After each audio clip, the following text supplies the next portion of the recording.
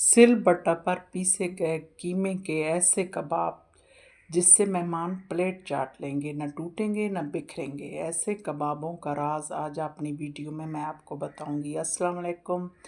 चने की दाल के साथ काले चने आधी प्याली आपने ऐड करने हैं। ये काले चने कदीम चीनी लोग गोश्त के साथ पीस कर खाया करते थे, जो हाई प्रोटीन और ताकत का ख़जाना है।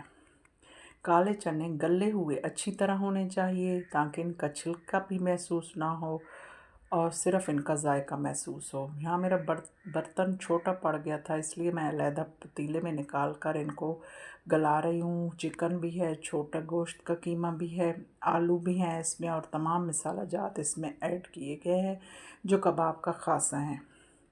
इसका जो असल राज है वो काले चने में है और इसको सिलबट्टा पर कूटने में है। बाकी इसमें जो भी मसाला आप ऐड कर लें वो जायका नहीं बन पाएगा जो सिलबट्टा पर कूटने से है।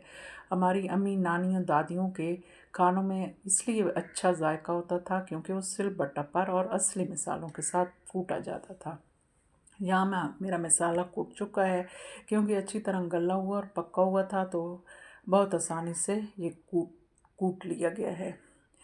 सूखा पुदीने से जो जायका आता है कबाबों में और खानों में, वो ताज़ा पुदीने से नहीं आता। ताज़ा पुदीना थोड़ा सा कड़वा जायका देता है। बाकी इसमें मैंने साबित धनिया और गरम मसाले के तमाम अज्जा को थोड़ा सा भून कर फिर मैंने इसमें हाथों से मसल कर इसमें ऐड किया है। इसमें सूखा गरम मसाला मैं ऐड कर रही हूँ। इसमें थोड़ा सा लेमन जूस भी ऐड कर सकते हैं, लेकिन लेमन जूस से ये है कि टूटने का ख़तरा रहता है। अंडा ऐड किया है ताकि कबाब टूटे नहीं। और इसको फिर हाथों से मसल कर इसको रेस्ट देना है ताकि ये इसकी जो टिक्किया है वो अच्छी तरह बन सके। ख्याल रहे कि इसमें जो आप हरा धनिया, पुदीना और प्याज शामिल करते हैं, अनारदाना शामिल करते हैं, वो अच्छी तरह धुला हुआ उसको खुश्क करें। उसकी नमी खुश्क हो जाए, उसको खुले बर्तन में फैला लें ताकि उसका जो पानी है उसको हवा लग के उसकी नमी ख़त्म हो जाए।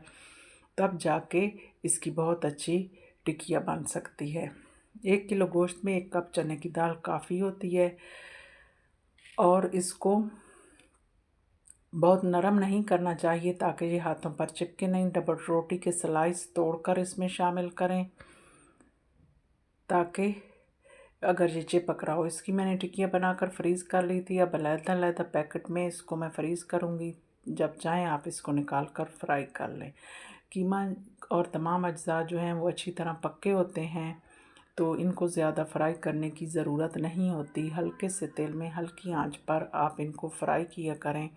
ज़्यादा तेल हमारी सेहत के लिए नुकसानदेह है। घर की चीज़ हमें बहुत फ़ायदा देती है और अगर उसे ज़्यादा तेल में फ्राई करेंगे तो आपकी सेहत को नुकसान पहुंच सकता है। बहुत ही खिस्ता, नरम और जूसी कबाब बनते हैं।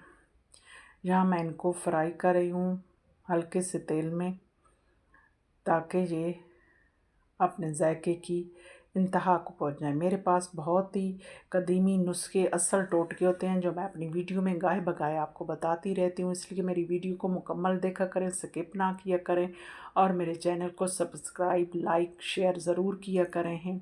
आप वीडियो कहाँ से देख रहे हैं, आप कबाब कैसे बनाते हैं, कमेंट में ज़रूर बताया करें और मेरी कमी कोताही को, गलती को नज़रअंदाज कर दिया करें। देखें यहाँ कबाब तैयार हैं चटनी के साथ, दही की चटनी के साथ, पराठों के साथ नहायत ही मज़ेदार कबाब तैयार है।